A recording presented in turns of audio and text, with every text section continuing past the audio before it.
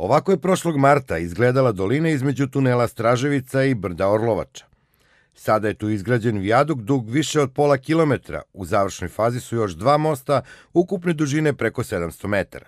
Prvi most broj 13 na kojem se sada nalazimo je dužine 560 metara, zatim most broj 14 dužine 70 metara i treći most broj 15 dužine 540 metara. Oni će spojiti petlju Orlovača sa Bubun Potokom. Tunel Straževica započet 90. godina posle 3 decenije spreman je za asfaltiranje. Postavlja se i rasveta i druga cev tunela je prohodna.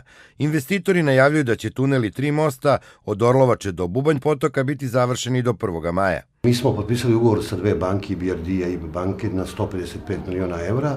Otprilike oko 120-125 miliona evra je vrednost ovog posla i mi ćemo uštediti oko 30 miliona evra koji ćemo uložiti na delu od druge faze autoputa od Dobanovaca do Oslužnice. Pre nepunu godinu ovde su bile njive, sada je asfaltirana dupla traka autoputa Dobanovci-Batajnica i Dobanovačka petlja, koja je na 3 nivoa ukršta obilaznicu, autoput i železnicu na samom ulasku u Beograd.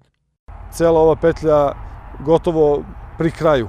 Urađena, ostala još samo hidroizolacija na mostovskim konstrukcijama, ograda, parapeti, asfaltni radovi da se završe do kraja i saobraćaj će najverovatnije biti pušten oko 1. maja.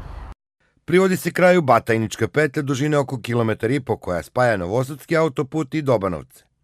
Do sada smo ugradili 130.000 kubika betona, ugradili smo 1000 tona armature i izbušili smo oko 160 šipova.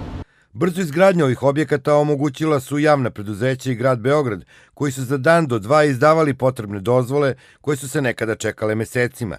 Dobrim delom i zahvaljujući stranim kompanijama koja redovno i mnogo više od republičkog proseka plaćaju radnike.